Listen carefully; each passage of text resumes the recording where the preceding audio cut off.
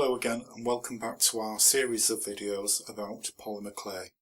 In this video we're going to look at different ways of conditioning the clay. This is a brand new packet of Fimo Soft.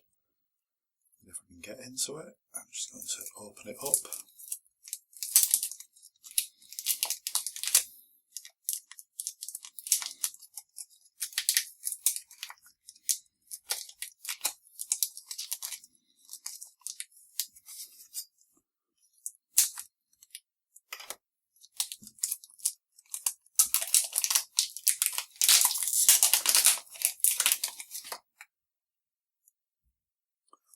Now, while that may seem soft enough to use straight from the packet, I can tell it's not conditioned. And it's important to condition the clay because when the clay has been sat, the chains of polymers settle. And what we need to do is to move them about within the clay. As you can see, it's cracking a little bit. So that tells me it's not conditioned at all. So one way to do it is to just manipulate it in your hands. Get it warm a little bit. Some ladies I know like to actually sit with it down their bra for 20 minutes to help soften it up. A little bit of body heat just can help it on its way. It can be quite difficult. One way I find makes it easier is using a glass tile and just rolling it a little bit. Now it may crumble into pieces like that, that doesn't matter. You just have to persevere with it.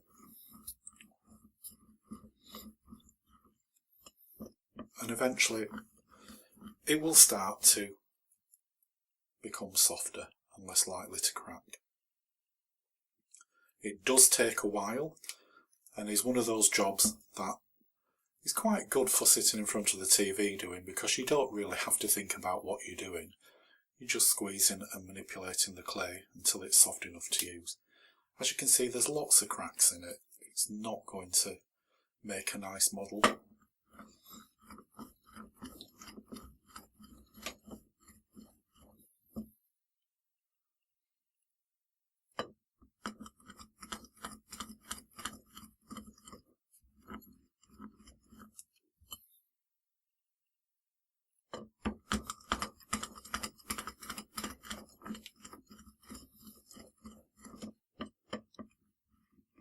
It's very difficult to tell when your clay is actually conditioned enough to use.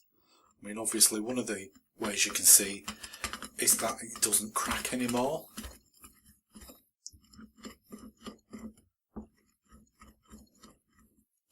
But experience will tell you when it's soft enough to work with.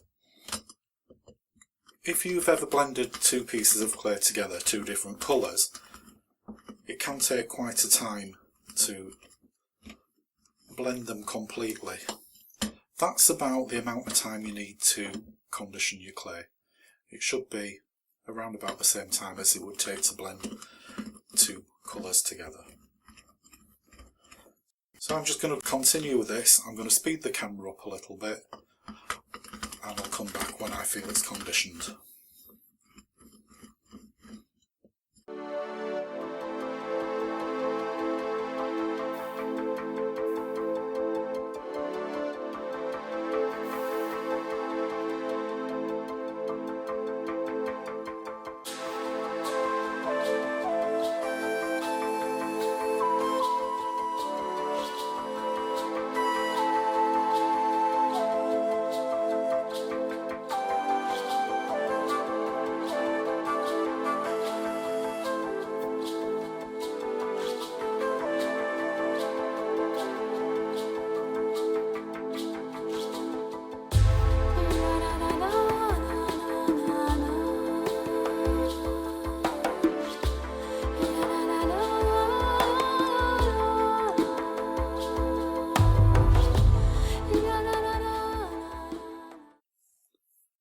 So there we have a nicely conditioned piece of clay which is ready to work with. As you can see, it's taken quite some time, so it's one of those jobs that you can't really rush. It's very important to condition your clay before you use it for two reasons. One, it's easier to work with, but the second and most important one is, once it's baked it will be stronger.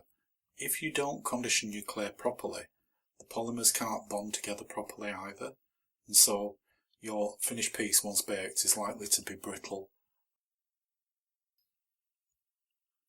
Now I've got quite strong hands, but it's even taken its toll on me. So for someone who's got weak hands or suffer from arthritis or anything like that, another option may be to use the pasta machine. Now, both Fimo and Sculpey do sell their own brands of clay conditioning machines, which in effect is a pasta machine.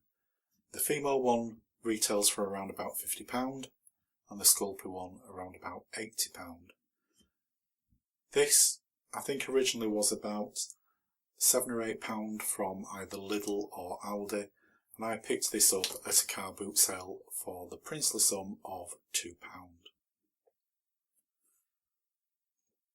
The pasta machine has various settings. You pull this knob out and there's a number that corresponds at the side, and that shows you how thick or how thin the piece of pasta, or in this case polymer clay, will be. So the thinnest setting for this is a number 9, and go all the way down to number 1, which is absolutely huge. I'm going to set it about 5. And I'm going to take a tissue blade and just thinly chop the rest of this block of polymer clay up.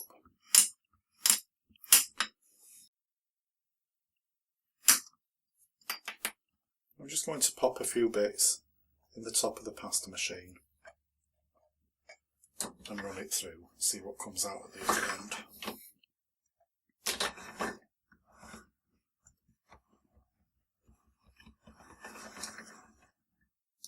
As you can see, it's quite crumbly. It's certainly not conditioned at all.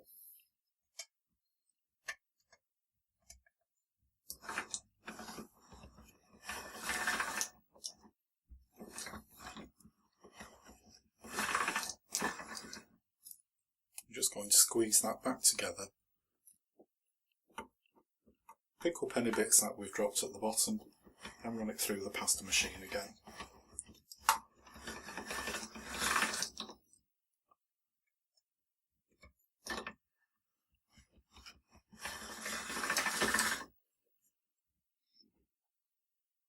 It's going to obviously take several passes, and as I've said, it's quite crumbly, so we just have to remember to pick up some of the crumbs. And I'm just putting my hand underneath to catch any bits. Now that's starting to come together. I'm just going to run it through again. You can see the edges are still quite ragged. So when I've run it through, I'm just folding it over and I'm putting the crease to the bottom before I run it back through the machine. And that's really important because if you don't, you're going to trap air bubbles.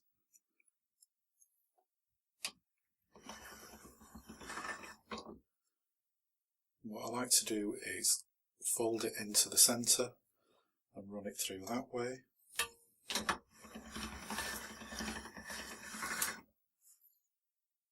And sometimes fold it in an S shape.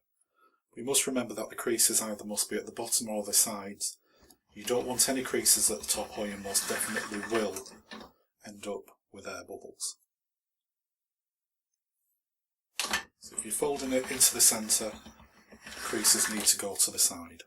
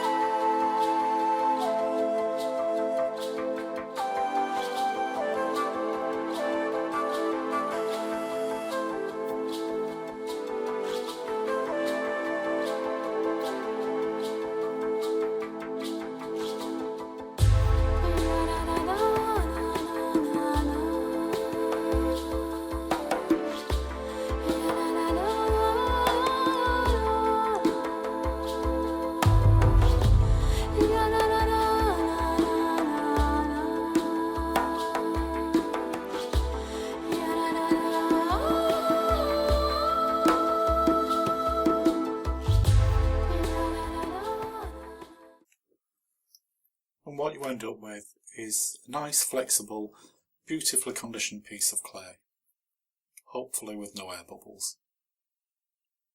I hope you found this video useful. If you have, please give us a thumbs up and don't forget to subscribe to see more videos in this series. Thank you for watching.